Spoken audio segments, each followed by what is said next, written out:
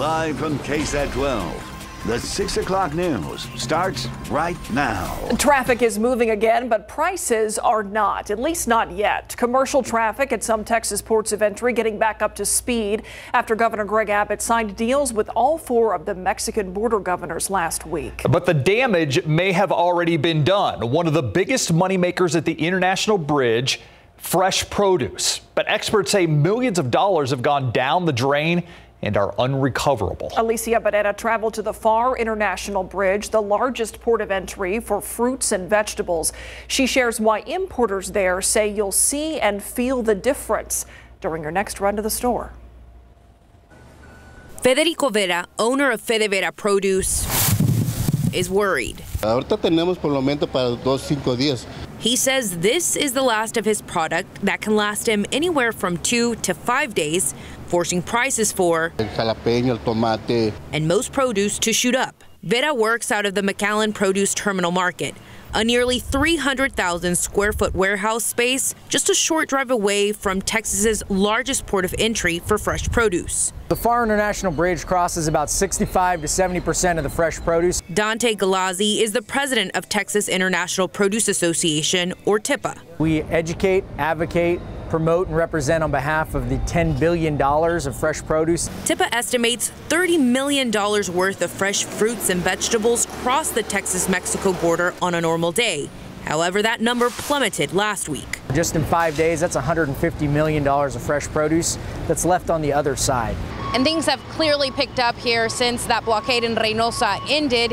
The more than 90 terminals are filling up quickly, and employees are busy unloading in order to make room for the next shipment. And while a good sign for importers, it's an unrecoverable loss that's affected distribution patterns and pockets of families in the U.S. It is still going to take days, if not weeks, for the supply chain to return to normal levels. Alicia Barrera, KSAT 12 News. San Antonio police say a father and son recovering after being stabbed last night, and police say their prime suspect, the teen's 17-year-old girlfriend. Police were called to reports of 2 people wounded on Caton Avenue. That's near Rigsby around 10 p.m. The father told police he was allegedly stabbed when trying to break up an altercation between the 2 teens. The father and son taken to BAMC for their injuries. Police are still looking for the girlfriend. Crime Stoppers and San Antonio police hoping that surveillance photos will lead to the arrest of 2 people who were accused of threatening AutoZone employees with a gun. This happened April 1st at the location off of Perrin Vital near Loop 410 and Austin Highway. Police say the 2 employees were closing the store when a man kicked the door to be let in. That man bought something and then left, but the employees noticed a woman with him taking photos of their vehicles.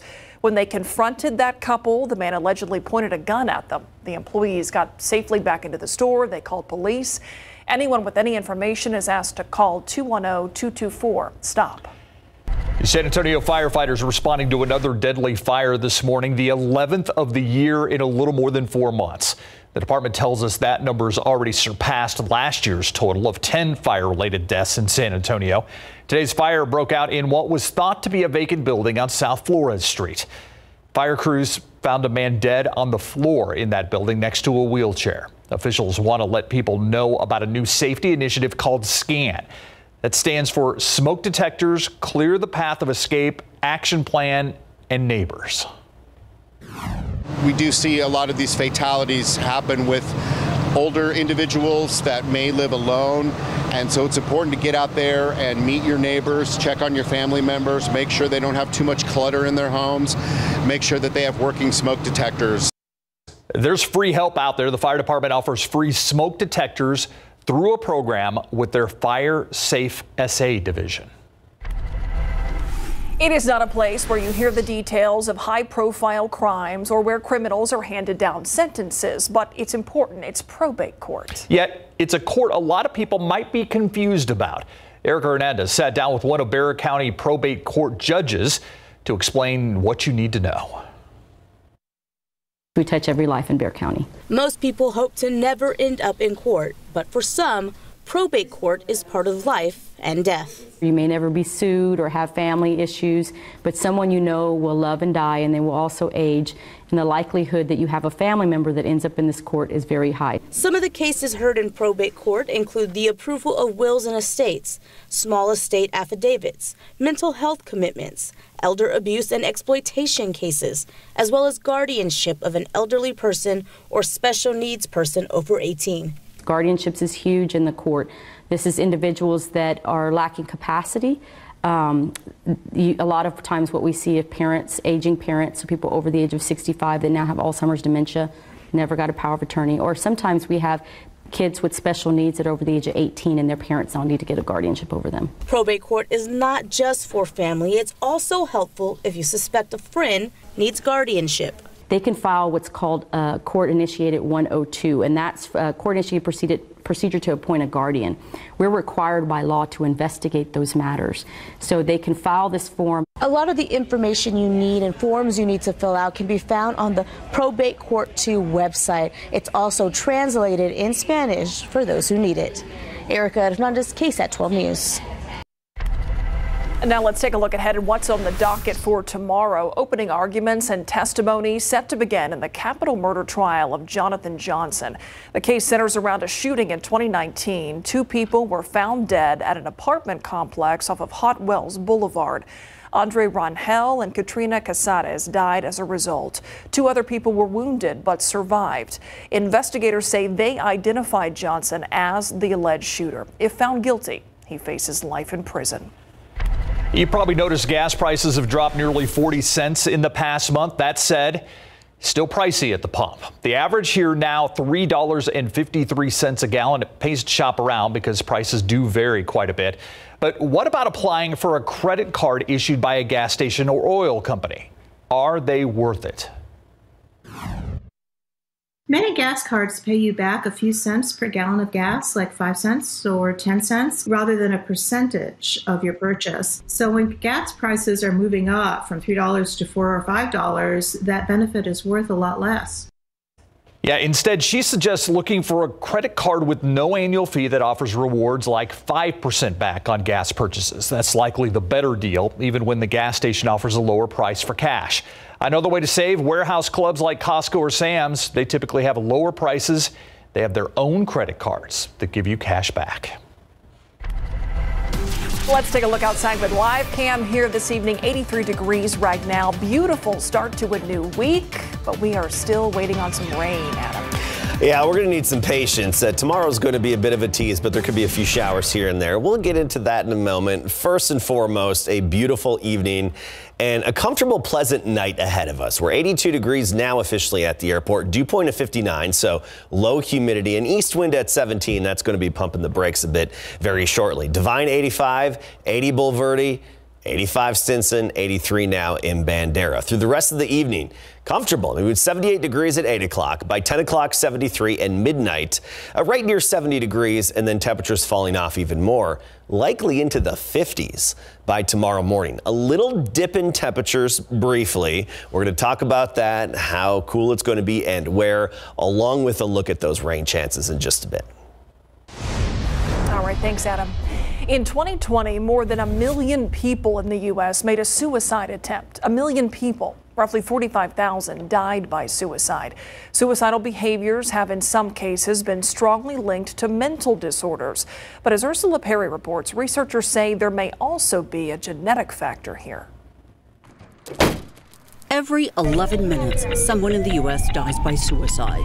Suicide is the 10th leading cause of death in the United States.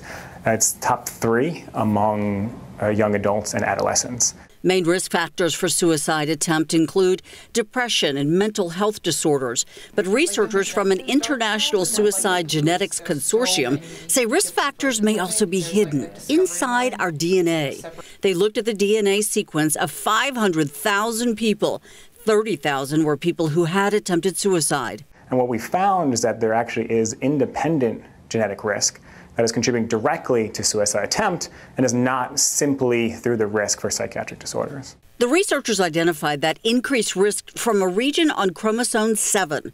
And even after controlling for psychiatric disorders, that risk was still significant. It really supports the idea that there's no one risk factor that just defines suicide attempt. Genetics is just one of many factors, but... And the genetics is not destiny. The hope would be to take that information and to use it as a pathway to understand ways in which we can both reduce risk or find strategies to intervene. This was a huge finding in a huge study. More than 500,000 people took part in it in 20 different countries. You should also know this other number. For every person who dies of suicide, there were 20 attempts. If you want some more numbers, here's a good one. If you're grappling with suicide, call 1-800-273-8255. You can also text HOME to 741-741. Ursula Perry, KSAT 12 News. April is Donate Life Month. Its purpose to spread awareness about why people should become organ donors. On Wednesday, Stephanie Jimenez will be hosting a KSAT Community Organ Donation Awareness Town Hall. You can hear from medical professionals as well as a person in need of an organ and an organ donor. You can watch the live stream on Wednesday at 2 p.m. It'll be on KSAT.com and all of our streaming platforms. Still ahead here on the news at 6, some last-minute reminders on this tax deadline day, along with what you need to know if you still need some more time. And this week, those of the Jewish faith across the nation celebrating Passover. What it means for those who take part. Let's take a look at traffic out there right now during the 6 o'clock commute, and no real big tie-ups to tell you about from this view. I-35 at Loop 410 here. You can see traffic slow going there as it all sorts of heads in one direction, but no big issues causing any backups.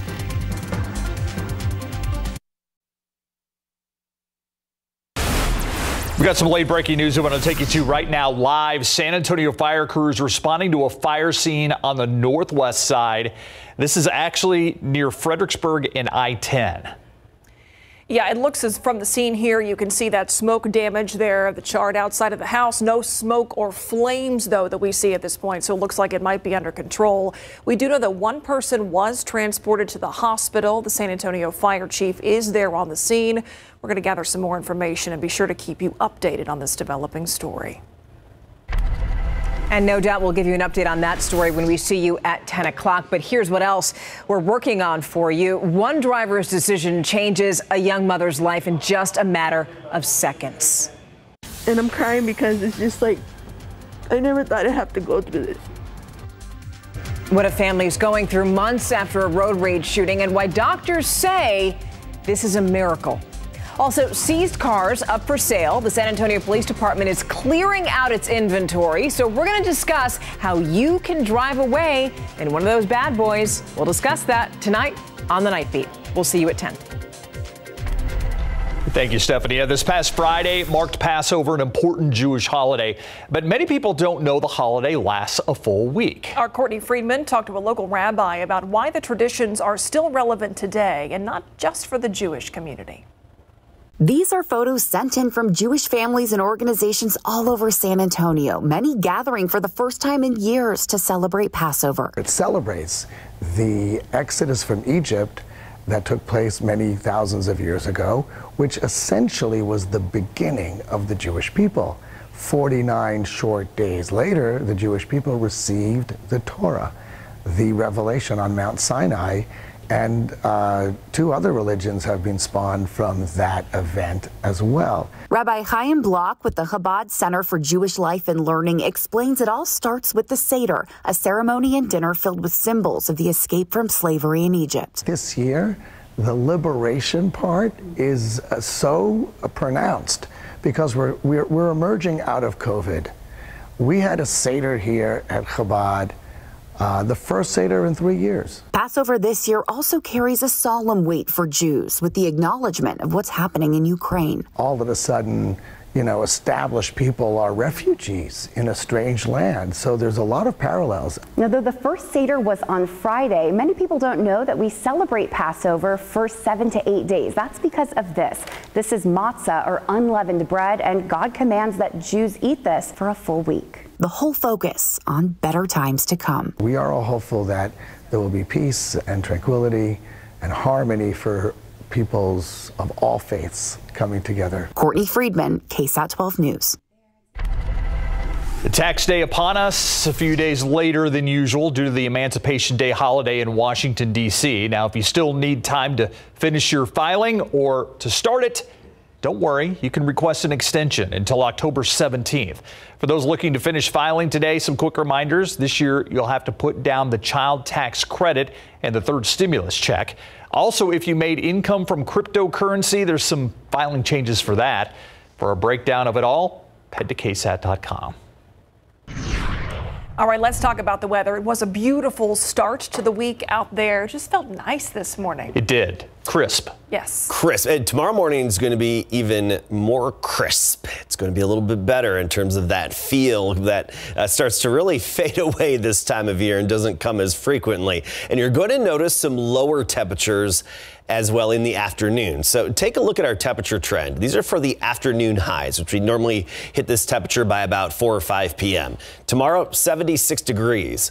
Wednesday, we're back in the mid 80s. And by Thursday and Friday, right around 90 degrees. The average high is 81. So we'll actually be running below average tomorrow. And another change you'll notice is the humidity. Take a look at the dew points right now. We recently had a weak cool front move through, and behind it, a lack of any humidity or mugginess. So that really contributed to that crisp feel earlier this morning and today. Dew points now 40s to right near 50 degrees. That changes throughout the day tomorrow. So yeah, it's going to be cooler than average temperature wise, but notice how at 6 a.m. dew point of 55 turns into a dew point of about 65 by 6 p.m. So that rise is going to just be that transition from the pleasant lack of mugginess into the muggy, humid feeling into the afternoon. But remember, it takes that mugginess and that humidity to make rain. We'll get to rain chances in a moment. Let's talk temperatures.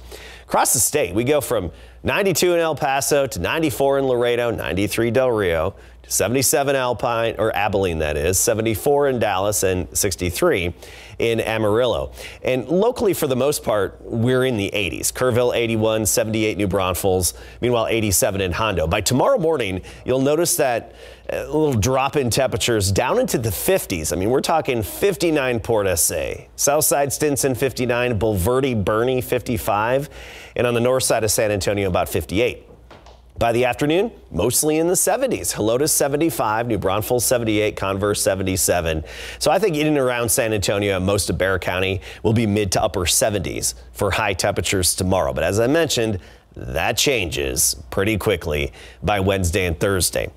Let's talk about rain chances. 20% tomorrow, and then you see a few little 10% chances here and there. I mean, that's just so slim, I don't even bother putting it on the 7-day forecast. But 20% tomorrow, then we get into Monday of next week. I know it's a long ways away, but Monday of next week, we're up to a 30% chance with at least the hope and potential that we could crank up that chance a little bit between now and then as we get more information and the time nears.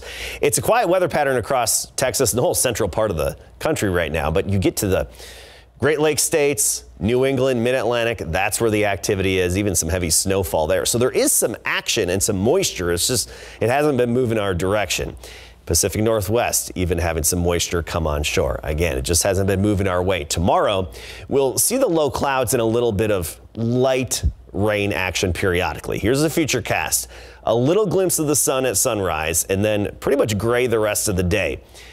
As we get into the afternoon, a few little light showers develop here and there. Future cast shows 3 p.m. A few light returns on the radar. Don't pay very close attention to the exact locations, just the intensity and mere fact that they're being displayed. And that's going to be off and on here and there through the afternoon and early evening tomorrow. Not much coverage and not much accumulation. I mean, we're talking hundredths of an inch, a few hundredths of an inch. If somebody's lucky, maybe a tenth of an inch in a backyard or two. That's about it. So here's your KSAT 12-hour forecast. 58 mostly cloudy at 7 a.m. Then by the noon hour, low clouds, 70 degrees, 20% chance of showers. And notice the wind out of the southeast at about 10 to 20 miles per hour. 76 at 5 p.m., a wind steady around 17 miles per hour. So a bit windy tomorrow, and get used to it. That southeasterly wind is going to be noticeable every day the rest of this week, even into the upcoming weekend. And as a reminder there, back near 90 by Thursday. All right. Thank you, Adam. All right. Are things getting dicey in D.C. for their football team, Greg? I would have wanted to be the consultant for their new name. Yeah. We had it in San Antonio, exactly. Washington, D.C. When we come back, they are denying any financial wrongdoing in a letter to the FTC. When we come back, more about what's going on with the now Washington Commanders. And the rivalry match is on for the very first time between San Antonio SC and Austin FC. Coming up.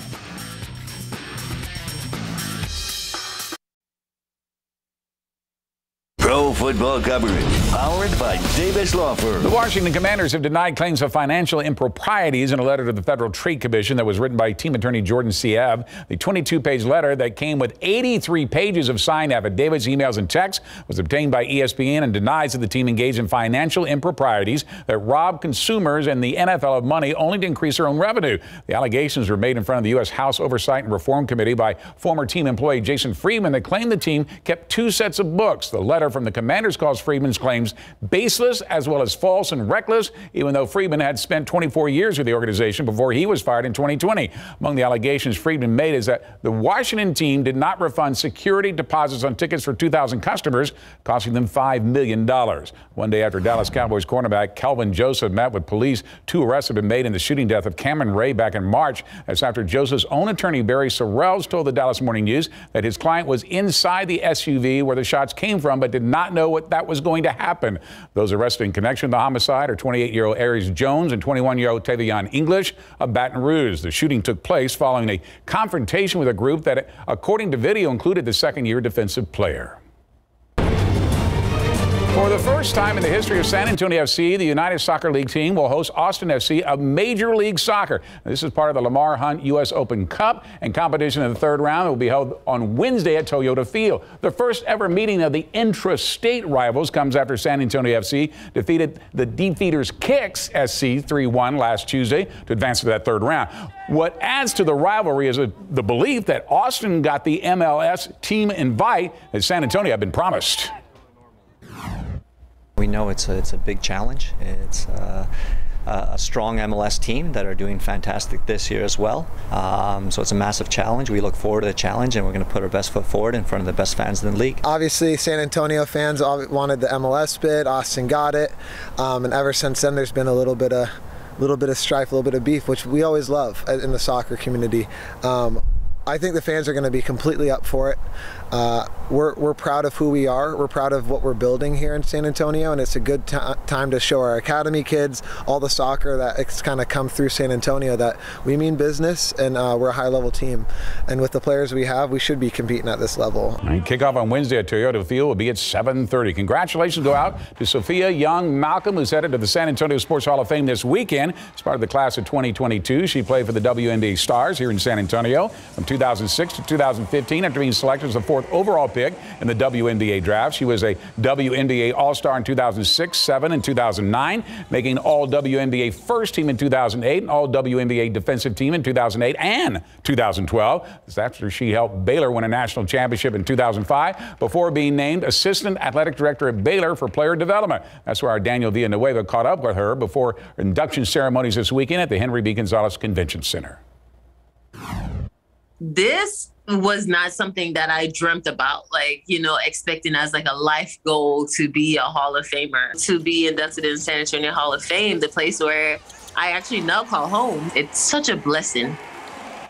She will be joined in the class of 2022 by 12-year NFL defensive end Indy Kalu, along with Baylor track star and All-American Natalie Lenham and high school football coach George Pasterchek, who passed away in 2012. That is a great class. Yeah, an impressive class. Thanks, Greg. We'll be right back.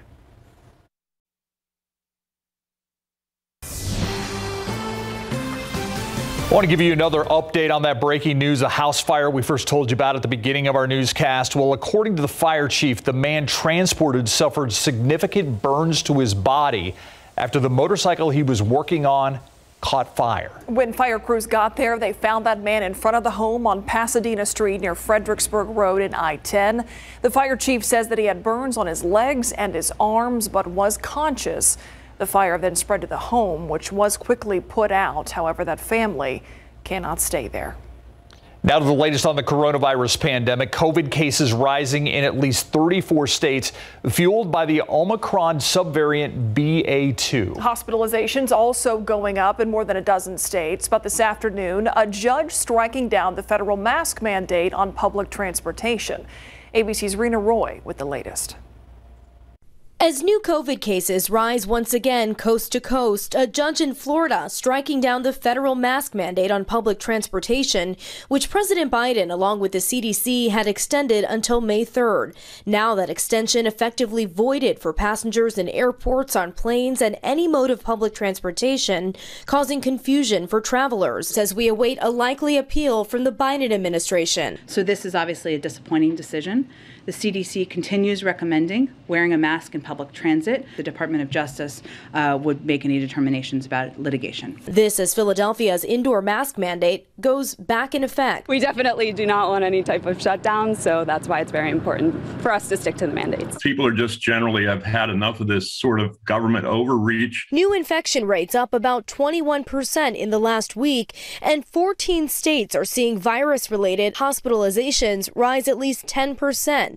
But hospital admissions overall remain low, creeping up only 2.7% across the country since last week. The latest increase in cases driven by Omicron subvariant BA2. The good news on this, on BA2, is that our vaccines are holding up just fine. Especially if you're boosted, you're going to do fine. I don't expect a surge at all like what we saw in January. I think that is extremely unlikely, but we've got to take these things seriously, monitor it closely. Many activities still going on as normal. Tens of thousands of runners participating in the Boston Marathon, and millions of Americans celebrating the holiday weekend. Officials urging people to get tested after holiday gatherings.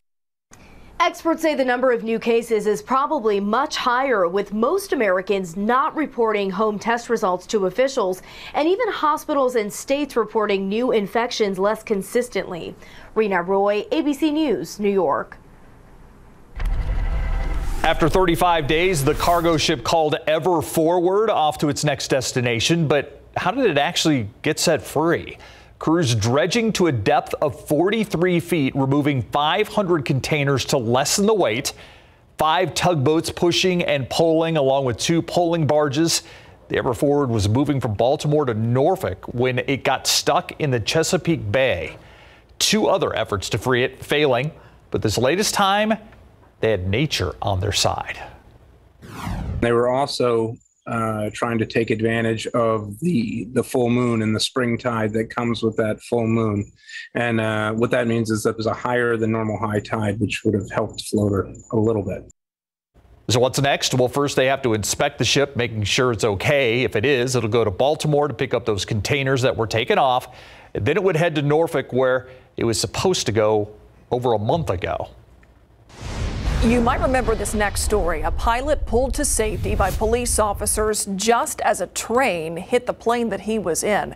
Here's a look at that video that went viral back in January when this happened. The pilot has since recovered and got to reunite with the Los Angeles police officers who saved him.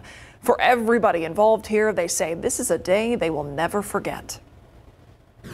I told them I loved them. And thank you for saving my life. They did their duty, and I thank them for that very much. In the moment, it was just we need to take action. Fortunately, everyone made it out okay, so we're just doing our job. The plane's engine failed shortly after takeoff. The officers were able to respond so quickly because they were only a mile away. A manhunt underway right now for multiple suspected shooters who killed 2 teenagers, injured several others at a Pittsburgh house party. Now, we do want to warn you that some of the video in this story you might find disturbing. It is just one in a wave of gun violence incidents that turned the holiday weekend tragic for many across the country. Chris Wynn reports. A violent holiday weekend as multiple mass shootings across America sent people scrambling for cover. Greater losses to all the families that have victims, that have their children hurt in this situation. In Pittsburgh, an early morning shooting Sunday left 2 young people dead and several others injured at a large house party. I'm literally going to take my wife's car to the car wash to wash the blood off of it. Like, there's not processing that. Police calling it a chaotic scene with more than 90 rounds from multiple guns fired both inside and outside of the home. We need to get these shooters off the street. These are the people that are causing the most harm in our community. The weekend also saw 2 mass shootings in South Carolina. In Furman, at least 9 people were shot Sunday during a celebration inside a nightclub. And in Columbia, a shooting at the Columbiana Center Mall Saturday left 14 people hurt. We didn't know who was shooting, what direction it was coming from. And it was really terrifying. To date, there have been more than 140 mass shootings so far this year in the United States, according to the Gun Violence Archive. In Washington, I'm Chris Wynn reporting. The sky will be filled with planes and jets as part of the Great Texas Air Show. The new things you can expect this year. It's back.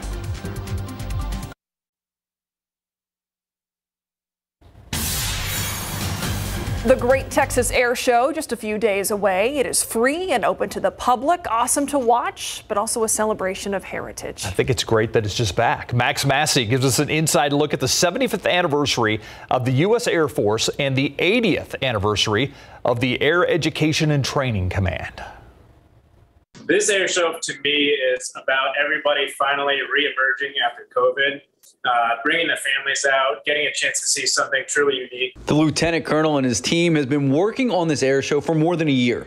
And now that it is just a few days away, there's more than just excitement in the air. We've got a lot of jet noise, pyrotechnics. We've got a lot of static displays from all of the services. So we've got the Army, the U.S. Marine Corps, we've got the Navy, we've got the Air Force. But it's not just the show. There are numerous opportunities to learn about our history and future technology. A lot of the educational stuff, for sure the STEM, cyber warfare is going to be available for people to kind of look at from the 19th Air Force. The event is free and open to the public April 23rd and 24th. It goes from 9 a.m. to 4:30 p.m. at JBSA Randolph. Do need everyone to wear masks as well when they come out to ride our buses due to DOD policy. This weekend is the culmination of so much coordination, planning, and logistics. And the goal, give the community an experience they will never forget. I just really hope everybody comes out and ready to experience something truly unique, anticipate a lot of jet noise, and really be inspired with what they see and celebrate the heritage of the United States Air Force. Max Massey, KSAT 12 News. Like I said, Steve, another event that's making a comeback. I know, love it. All right, let's take a look out there right now. Beautiful day, of course, that event, a lot of others, dependent on the weather. How are things looking at them? Well, I wish we could drum up some good rain, but unfortunately, that's just not in the works anytime soon. However, we do have a very comfortable and beautiful evening and night upon us, so that's something to look forward to in the short term. 82 degrees right now, a dew point of 49, so low humidity. You don't feel any mugginess out there. That'll change pretty quickly tomorrow. And you notice at 11 p.m. we drop down to 72. Then by early tomorrow morning at sunrise, we're in the upper 50s, 58 degrees for the morning temperature at the bus stop tomorrow. A little dip in the temperatures tomorrow. We'll talk about how cool and where, how long it's going to last, and some slight rain chances coming up.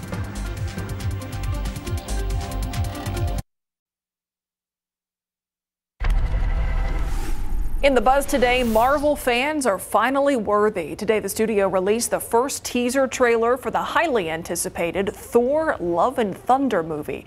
This is the 4th movie in the Thor series. The trailer shows actors return like Thor himself, Chris Hemsworth, and Valkyrie, played by Tessa Thompson. However, particular film plots remain under wraps, with only snippets of some added characters. Yeah, the ever-secretive Marvel studio probably won't reveal much more until closer to the premiere date, which is set for July 8th. Still a ways off. Speaking of Marvel movies, how many times have you seen Spider-Man No Way Home?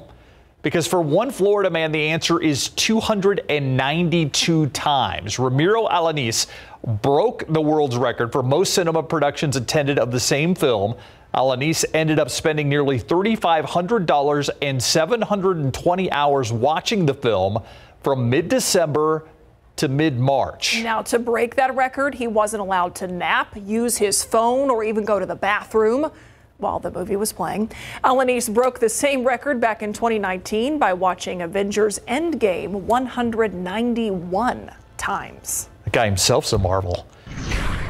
All right, Weather Authority right now. We're going to check out your forecast. And the big story, other than the allergies, the lack of rain. Lack of rain for sure. The drought situation not getting any better, and it's not going to anytime soon, unfortunately. The oak pollen, we mentioned that, and it's still high today, but the trend seems to be going downward in the actual count. So that's positive. A comfortable night ahead of us. We just chatted about that. Comfortable temperatures, low humidity, and just a gentle breeze this evening and tonight. Cooler tomorrow. Temperatures will take a little dip briefly, and then we do have some small rain chances to talk about, and even one part of the 7-day forecast with at least some hope of increasing rain chances. So let's get right to it. Take a look at the temperature trend. Tomorrow, mid-70s for afternoon highs. Looks like the warmest we'll get around San Antonio is about 76 degrees. It's short-lived, as it often is this time of year. Mid-80s Wednesday, then right near 90 degrees by Thursday through the upcoming weekend. Currently, clear sky, 82 degrees, dew point of 49, so we don't have the mugginess in the air. That's going to change throughout the day tomorrow. Southeasterly wind is going to kick up and then crank up that humidity, and dew points will be on the rise. Of course, the wind off the Gulf of Mexico is what increases our humidity. So the wind is east at 17. It was northeasterly. It's starting to shift around. And one thing of note the rest of this week, you'll notice the wind a bit. And I know we're accustomed to that this spring with the multiple cold fronts we've been having. Normally it's been that dry wind out of the north. Now it's shifting around to that muggy wind out of the southeast at 10 to 20 miles per hour. So a noticeable wind to the rest of the week. It's not going to have a huge impact on temperatures, however. I mean, 83 right now, Kennedy, 87 Uvalde, Del Rio at 93 degrees. 79 Bernie Stage Airfield, Stinson at 85, Devine 83. And you look at tomorrow morning, this is what we're expecting on the map. 59 in Nixon, 60 Poteet, 57 Rio Medina, 55 Bernie and Bulverde. And then by tomorrow afternoon, we're running below average. The average high temperature in San Antonio is 81 degrees. Will be 75 Helotes near the airport, which is where we have our official climate reporting site. About 76, Converse 77, and Hondo 80 degrees. But remember, temperatures do rise again pretty quickly by Wednesday and Thursday. Thursday back near 90. We're searching for rain. Today, another quiet day across the Lone Star State. Really the only part of Texas that isn't in desperate need of the rain is parts of East Texas from about almost Dallas toward Lufkin and eastward. The rest of us could use it. And there's moisture out there. There's some activity, a new system coming on shore in the Pacific Northwest. That's providing them with some moisture. And from the Great Lakes, moving into New England and parts of the Mid-Atlantic, some good heavy moisture. It's not hitting us. This hasn't been our spring for good rainfall, at least not yet. There is the potential for it to change. We're talking weeks from now, but right now the odds are on the lower end of that. But let's talk about our futurecast, because tomorrow it's going to look like it could rain at any moment. One of those days with just the low clouds and you think, oh, hey, it could rain. Maybe it's going to rain on us. And yeah, you'll probably get a quick shot of rain here and there, but nothing substantial. 7 a.m., a few breaks in the clouds, then I think the rest of the day, just low gray clouds. We get into the afternoon and notice a futurecast drawing a few little dots on the radar screen. Don't pay close attention to the exact locations here, just the intensity or lack thereof and the lack of real good coverage of any rainfall. We're talking about 20 to 30% coverage across our area of South and Central Texas, and maybe up to 1/10 of an inch in lucky spots, mostly less than that. So mostly cloudy through 10 a.m. tomorrow. We get to noon, gray sky, 20% chance of those very light showers here and there, but nothing beneficial in mid-70s by the afternoon. The clouds really helping to keep us cooler tomorrow. Near 90 by Thursday through the weekend, and then Monday, that's the day, and I know it's far away, but that's the day that at least there's some hope that we could be increasing those rain chances. Something to watch. Yeah, we wait. Thanks, Adam. In case you missed it, coming up next.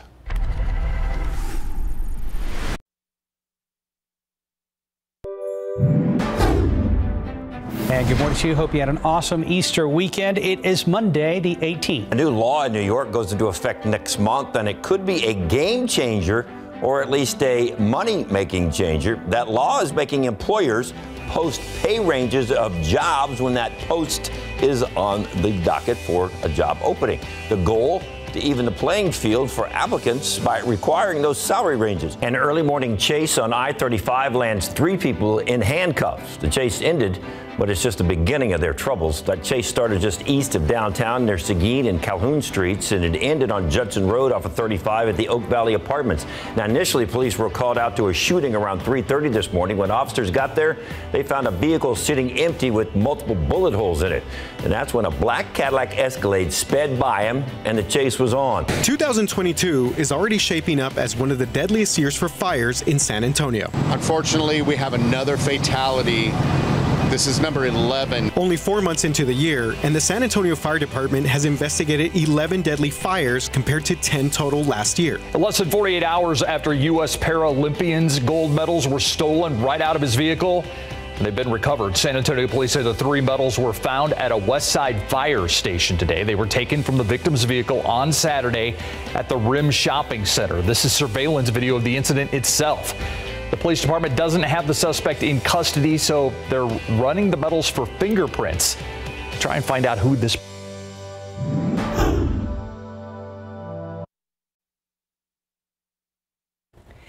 That is all our time. Thanks for watching the news at 6. We'll see you back here on the Night Beat at 10.